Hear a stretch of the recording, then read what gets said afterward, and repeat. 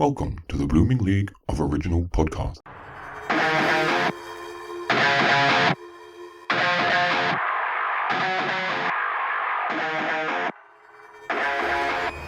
G'day and welcome to the torture chamber that is Thrash and Treasure, a metalhead's nightmare but a Broadway diva's dream, and vice versa. I'm your host, Aaron, and I'm joined, as usual, by my co-host, Gareth, also known as the Metal Poet. How's it going? I'm doing great, Aaron. How are you? Yeah, I'm pretty good. Scatterbrain as usual, but I am in one piece, and that's all that matters. Yes, absolutely. Busy week. We had our big launch. We got all our episodes out, and big pat on the back to us. Everyone pat themselves on the back who did it, which was 99% you, Aaron, so well done. Yeah, pretty much. So the rest of us could go, hey, great job, guys, but it's pretty much... You can lead a horse to water, but you cannot make it drown.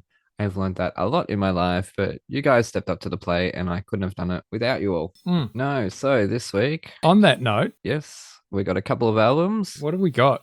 You gave me a fanciful little effort named Hunter Gatherer by a band called Avatar, which where do we want to start off with? Start with metal this week? Okay, yeah, let's do that. All right. That's in case all my metalhead friends are listening and going, I don't have to sit through him dribbling on about a Broadway musical again. Just Tell me about the metal. You absolute dork. All right, let's start with that. Because I am absolutely dying. Because when I gave this to you, I just thought I thought it would be a bit of a challenge. There is a small element of torture in this choice, so I'm just gonna admit to that up front.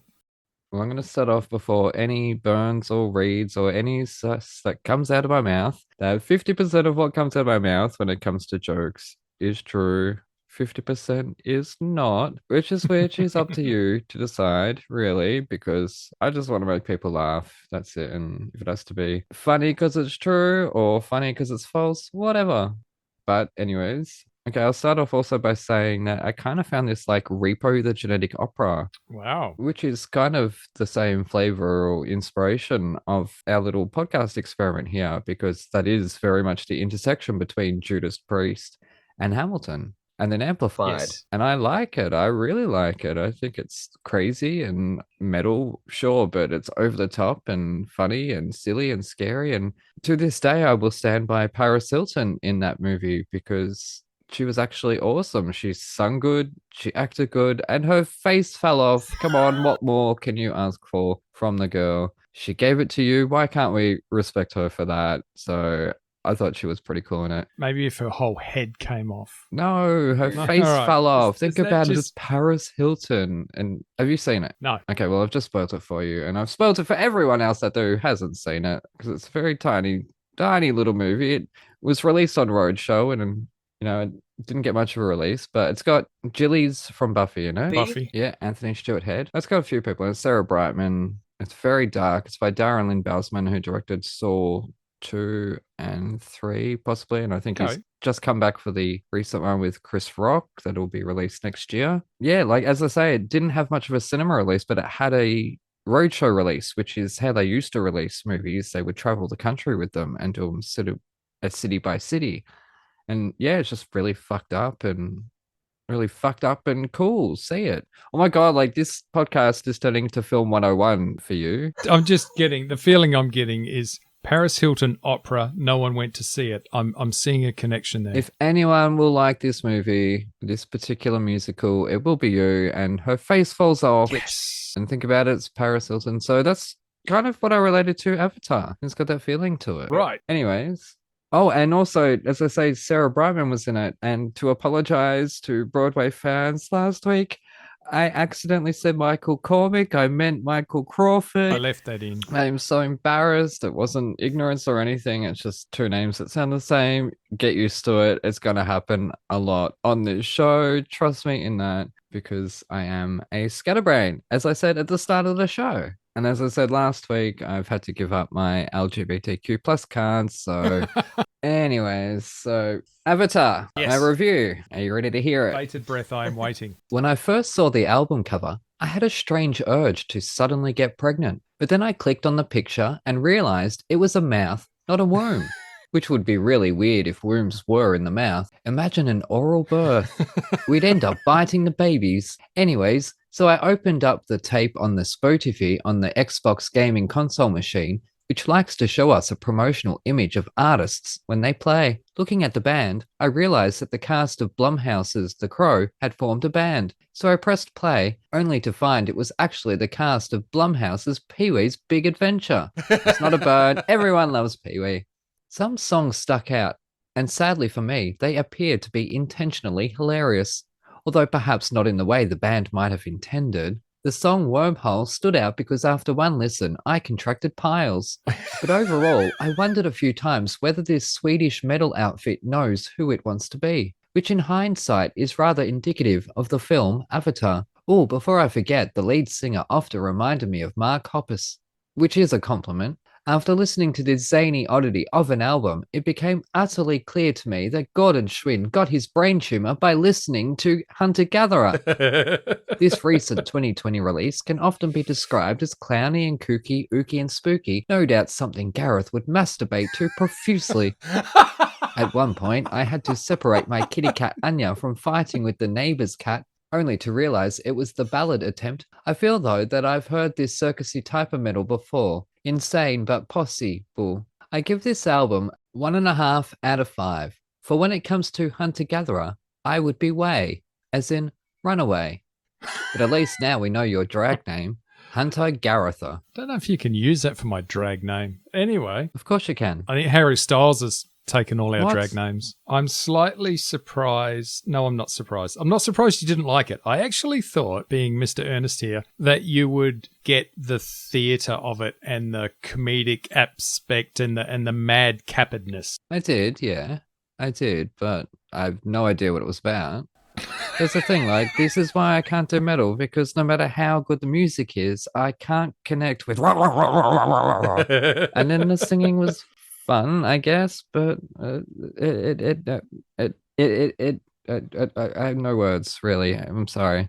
Well, I did have a lot of words, clearly, but when A Secret Door started, I got excited, but unfortunately, it wasn't an exit. No, that was only the third track, so you're looking for an escape early on. Well, I like bands who experiment. I don't like bands who rest on their laurels and stays the same for a long time. Like, have a through line, sure, have your style, but from what I read, this was a bit of an experiment for them in terms of doing a comedy album. So I appreciated that they're willing to go there and, doing something different and stretching their skills and adding a new flavor. I mean, I had to throw in a little shout out to Mark Hoppus there. They were actually the second concert that I went to. The first one was AC/DC, Stiff Upper Lip Tour. Wow, okay. It was a while ago. It was like 22 years ago. That was a while ago. Yeah, it's not something I'd put back on, I don't think.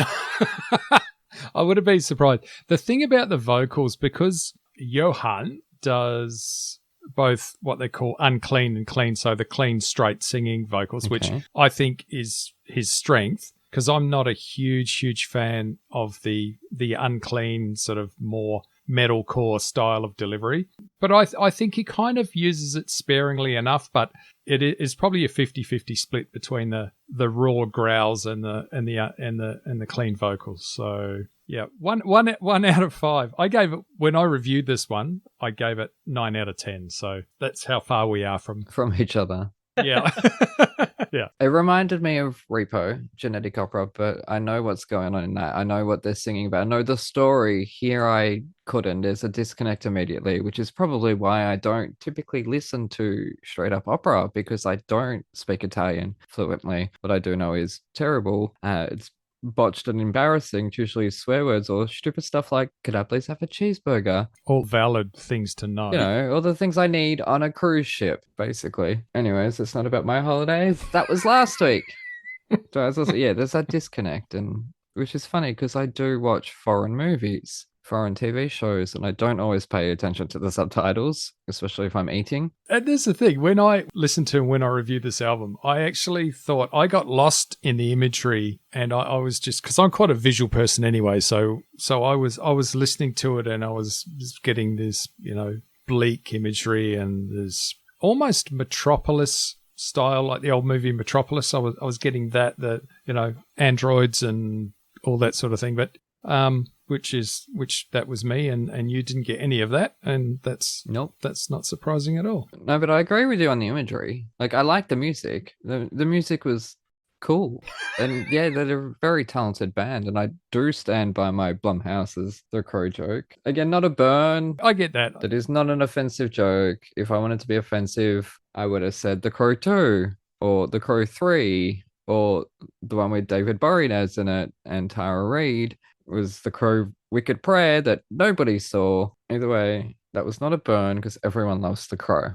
But I love Blumhouse movies too. He's got some great movies. No, I was getting kind of an Alice Cooper, Batman's the Joker kind of look. Well, yeah, Zack Snyder's Joker. Okay. I wouldn't say that in Jack Nicholson's Joker, not in Cesar Romero's Joker. Back in like the original, Yeah, him. the first Joker on TV. Yeah, and obviously Heath Ledger. But I can see this band juxtaposed against Jared Leto's Joker. Oh, there's no Jared Leto in Avatar at all, thankfully. And especially with the filmmaking, the tone, the filters they're using, the aesthetic look to those films. But not Joaquin Phoenix's Joker, but I'll tell you what, that score is absolutely amazing, and I am not surprised that she won the Oscar for that. Speaking of Oscars, did you watch any of the Avatar music videos? No, not this time. Okay. I should have, but no. Sorry, I was a little bit overloaded. I get that. Didn't have time. But I did listen to the CD numerous times, like over and over and over again, running everyone into the ground with it. So the videos are great.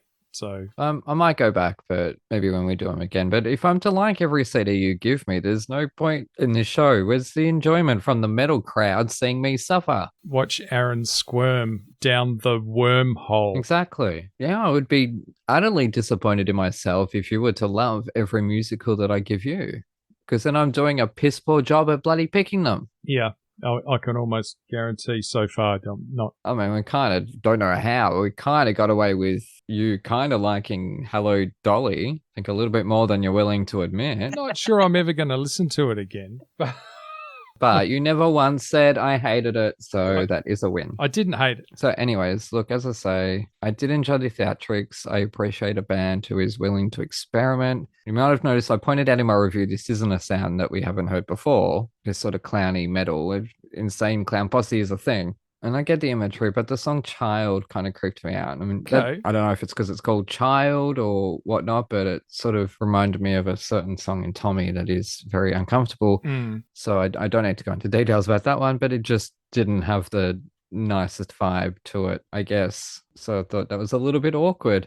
And that was a choice. But yeah, no, I didn't end up listening to that song as much. I kind of skipped that one quite a fair bit. Like, all I can say is Creepy Old Man, and I don't know. And we've just had to watch two of them fight on the news for months and months to take over America. So Avatar, any Republican or Democratic nominees contact you and ask to use that song, please let them do it. Let them shoot themselves in the foot. Sorry. Yeah.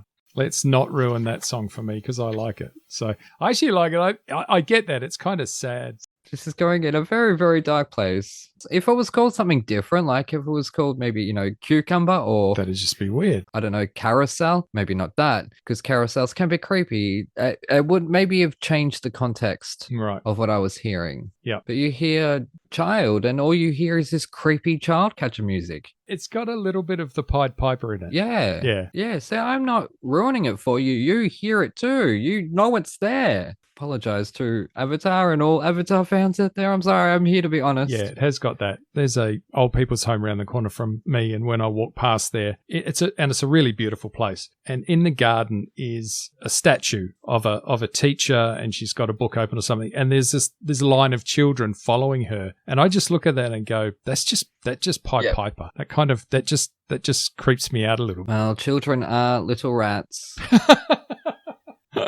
Then they grow up to be big rats. I know. Yeah, so I say if you like this album, definitely check out Repo the Genetic Opera. Well, I'm already there. I'm going to good. do that. I'm going to find it on somewhere. And if you like Anthony Stewart Head from Buffy, he's great in this. He's the lead role. He's the titular Repo Man. He's pretty much headlining. As I say, there is opera singing in it, but it's not really an opera. The term rock opera basically means a musical that's sung all the way through in a rock style, really. Yeah, so I think we're done with Avatar. I think we're done with Avatar. Yeah, sorry. What a shame. What a great album. It was an album. Well, I hope you weren't too excited or anticipating me enjoying that, you and your little clown posse. No, I wasn't. Wow. Our own little... That's a different band again. Yep. Anyways, we're going to throw to an ad break. We'll be back in a moment with Thrash and Treasure.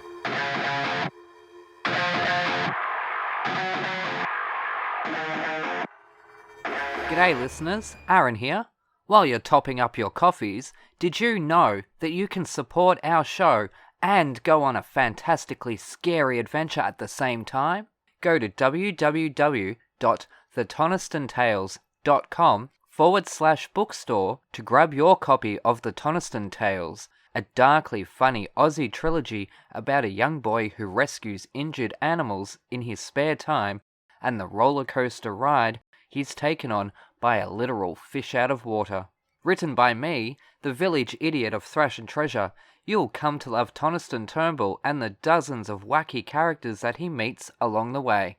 And here is a sneak peek. After barely 3 hours of light sleep, Toniston Turnbull slowly opens his eyes, his body feeling heavier than it ever has before. Not from extra weight, from tiredness and stress. Polly sighs in the shadows behind him, the flame of the nearest barbed wire tiki torch tower having died down, but not out, while Toniston napped. "Are you awake?" Toniston whispers. "Oh, how can I sleep in this place?" Polly moans, turning onto her side and facing Toniston, who stays on his back, imagining obscure animal-esque shapes in the rusted tin roof above them, shadows faintly formed by the nearest dying torches. "We need to work out a way to get out of here," Toniston states the obvious. He whispers despite the fact the nearest shacks to their own are several meters away and the occupants presumably asleep, as most prisoners seem to be. "How? There's no fence to squeeze through or even climb," Polly replies, sitting up in bed and then stretching out her sore arms. The hairs stand on end from the slight chill in the air. "I don't know, but I think the whole fighting thing is a distraction." "You mean to distract the other prisoners when new ones arrive?" "No, I think that was just bad timing. Didn't you notice?" Toniston goes on to explain his theory. "That fight happened, everybody gathered around. I didn't see one person who wasn't watching, and then when I vomited, the only gate in this place closed shut." "What are you trying to say?" "I think something happened when everyone's back was turned." "Like what?" whispers Polly, her voice breaking up in fear. "I don't know. That's what we've got to find out." Toniston's brain starts working overtime, but it's strange that nobody seems to want to leave. They seem almost happy. Definitely content. So, when's the next one of those stupid beatdowns? Toniston can't help but think Polly looks tough, almost evil in the shadows as she asks. "I don't know," Toniston begins.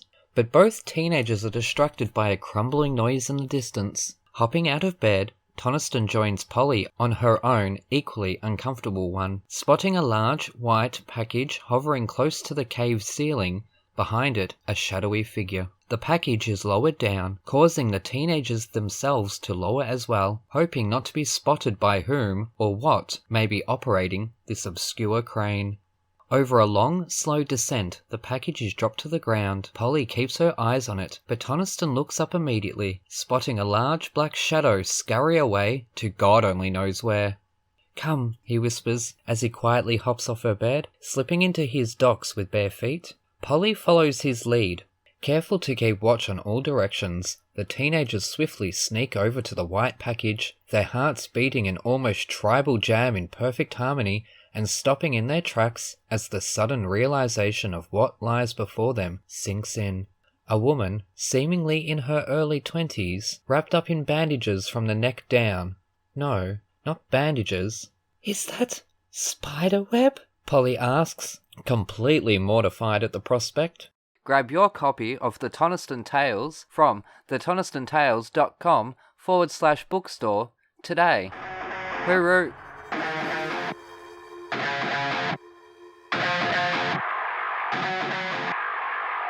Much as I hope you're not expecting me to Of course you're gonna love A New Brain. It's a wonderful little musical. It is very touching. It's got a tiny little cast that sing their hearts out. It's here's what it's very happened. deep. I was given, as you said, A New Brain. It's a musical with music and lyrics by William Finn based on the book that he wrote. And it's kind of autobiographical. Okay, well, let's just clarify that. By book, the book of a musical is the libretto, which now I'm just confusing you even more. That's the script, the written word. It's the plot, the narrative, it's words. It's not the lyrics. So then it's not just a concert of songs. So here, the book is written by James Lapine and William Finn, based on His own William Finn's yes. personal So experiences. I gave it a listen, as I always do, and I got to the end and I go, okay, now I need to find out what this is all about. So then I went and did some research and I went, I can see why Aaron gave this to me, because it's heartfelt and it's wonderful and all these things. And I can quite honestly say okay. So here's the opening number. Frogs Have So Much Spring. I'm listening to it and I literally, in my head, I'm going, what the hell? Why would you give me a musical about frogs? Oh, This is the most ridiculous thing I've ever heard. And that was the first 30 seconds. yep. Except, and then in the song, Gordon, the composer, says, why am I writing songs about frogs? Because he's writing the song for Mr. Bungie, the children's show, and he doesn't really want to write the song. And then it goes kind of downhill from there. There's a song about calamari. The seafood special's calamari, even though it's not really seafood, or something like that. Yeah, the fish of the day is calamari, except it's not really a fish, which she sings. And because this is the exact opposite of Hello Dolly, and I still had no idea what the hell was going on, where in Hello Dolly it was old school standalone songs. This one is the story driven. I'm going to sing everything that's happened to me to please bring me your plate. I'm now eating my calamari. It's all very, what I call kind of literal. It's very whimsical. It's very whimsical. It's a bit funny, but it's a bit earnest as well, too, I think. It's very funny. Can't remember. I did laugh, but I can't remember where it was. There was no earworms in this one. I didn't get it. For me, and I'm so glad. I disagree totally, because I have those songs stuck in my head constantly. I have Calamari going through my head now, but usually I have Change, which is a song that is sung the shit out of Mary Testa, who is a goddess of Broadway. And I would love to get on this show. Her voice is just phenomenal, and she sings the shit out of that song. She bites them. She bites those words. So I walk around my house singing that song. I love it. Beg to differ there. When you hear the shows, a few times and over again over a few years, you come to learn them. But that's sorry, I'm that's okay. interrupting. And it's object, because and I was I struggled the hell out of it. It to me, and I've seen Book of Mormon and I loved it. I just kept thinking of that.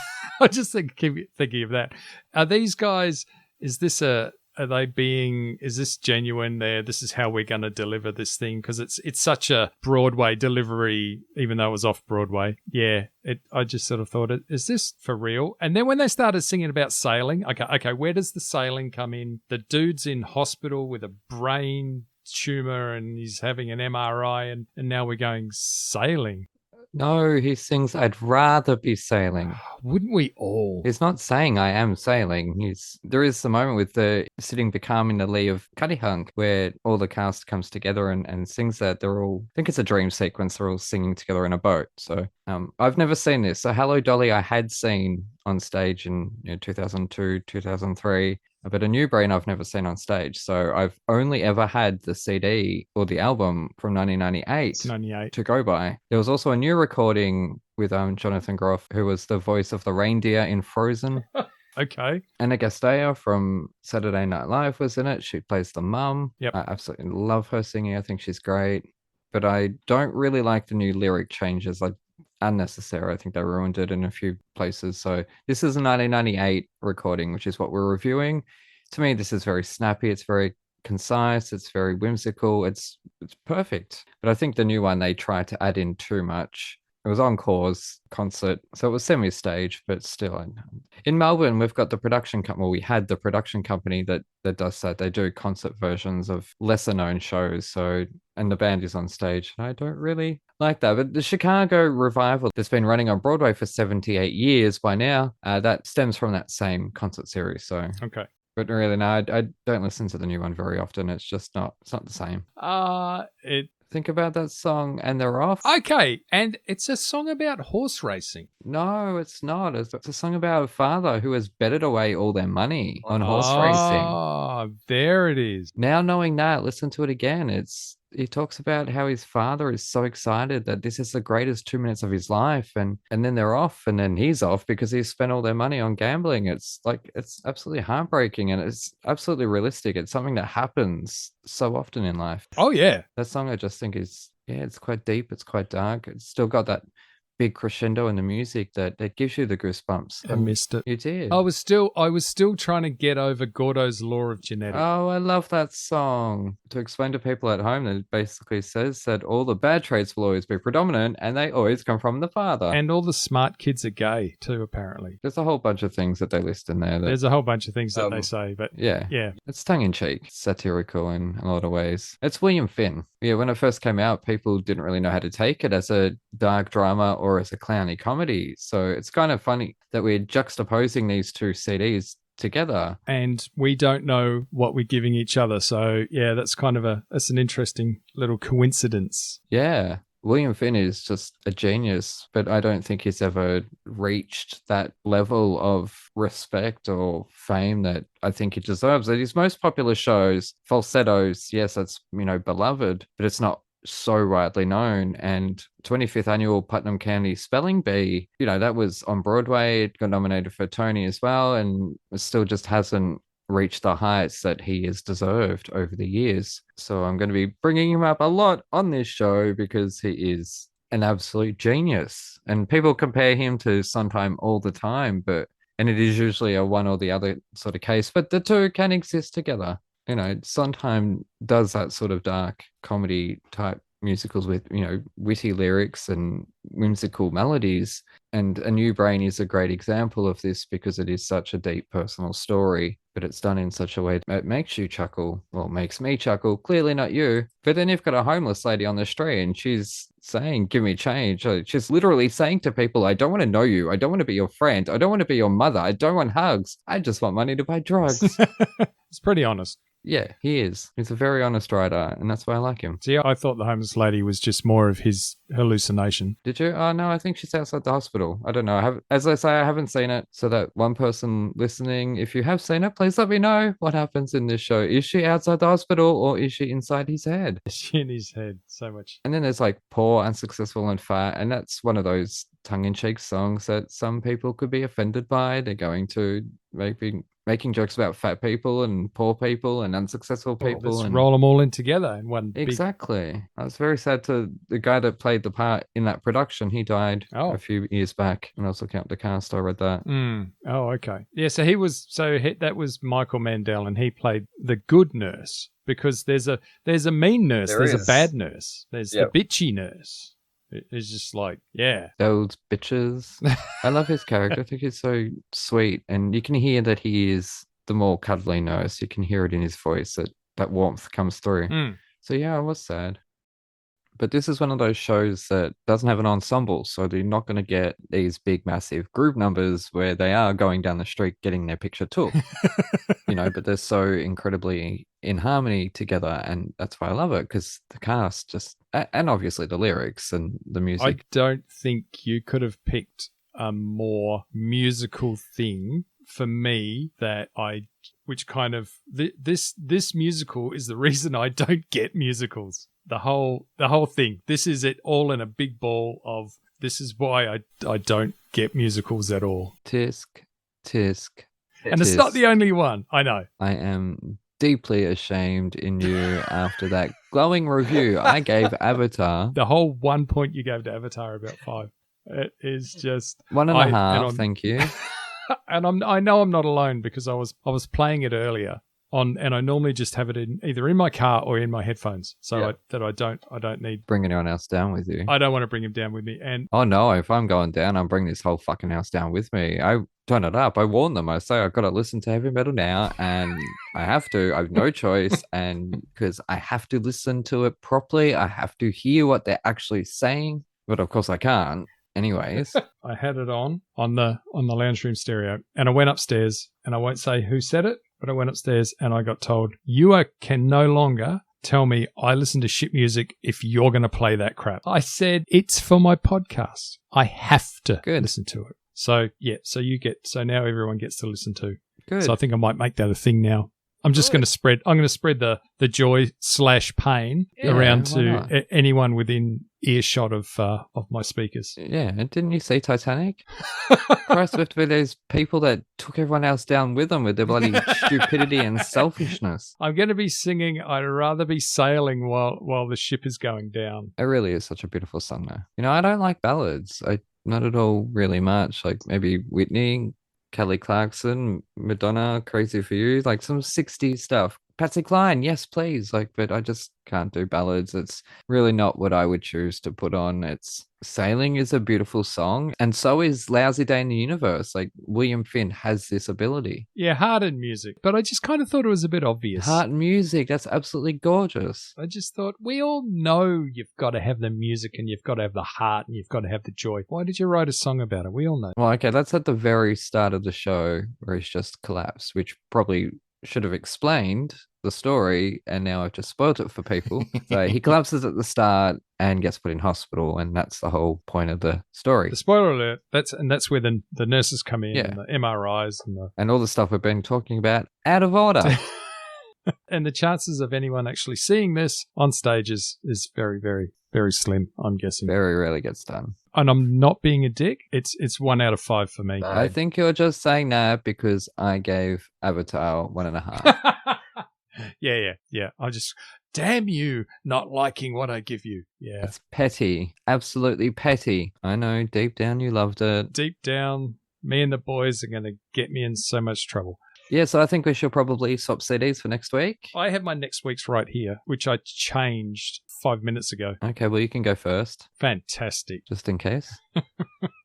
So next week, I have decided I'm going to stick with the European feel that I started with Avatar, and I'm going to get you to wrap your ears around Amaranthi, and that's the name of the band is Amaranthi, and the album is Manifest. And it was also another 2020 release, so making it all up to date because 2020 was such a good year. Okay, well, I'm going to give you another little musical that has a little band and a little cast. This one has 12 people on stage, pretty much through the whole show, and it's not about anything deep. It's called Come From Away. Come From Away. Okay.